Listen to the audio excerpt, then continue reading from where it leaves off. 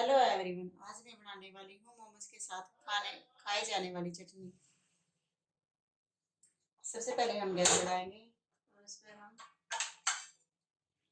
Fry pan रख देंगे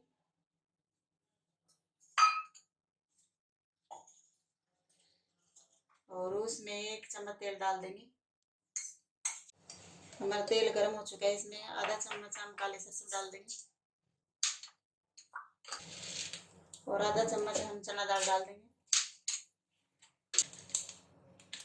इसमें हम 2 लाल मिर्च डाल देंगे, थोड़ा अदरक डाल देंगे, हल्का सा रोस्ट करेंगे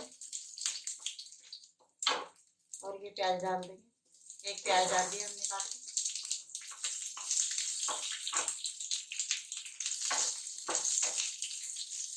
हल्का सा भून लेंगे इसके प्याज को।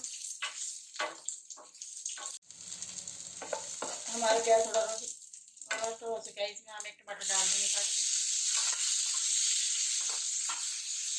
और इसको हम सॉफ्ट होने तक पकाएंगे। आधा चम्मच नमक डाल देंगे हम, ताकि जैसे आज वगैरह ये टमाटर जल्दी से सॉफ्ट हो जाए।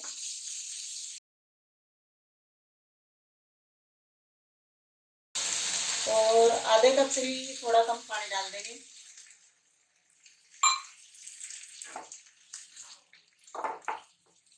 इसको जब तक पकाना है, जब तक ये टमाटर और ये प्याज वगैरह अच्छी तरह सॉफ्ट ना हो जाए।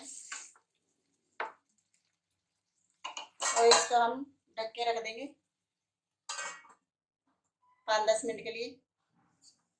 ये देखिए प्याज और टमाटर हमारे गल चुके हैं।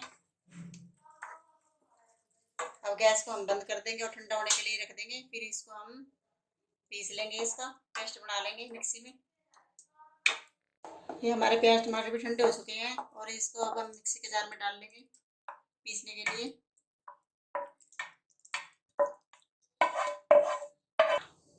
इसमें 1 चम्मच हम विनेगर डाल देंगे, वाइट विनेगर।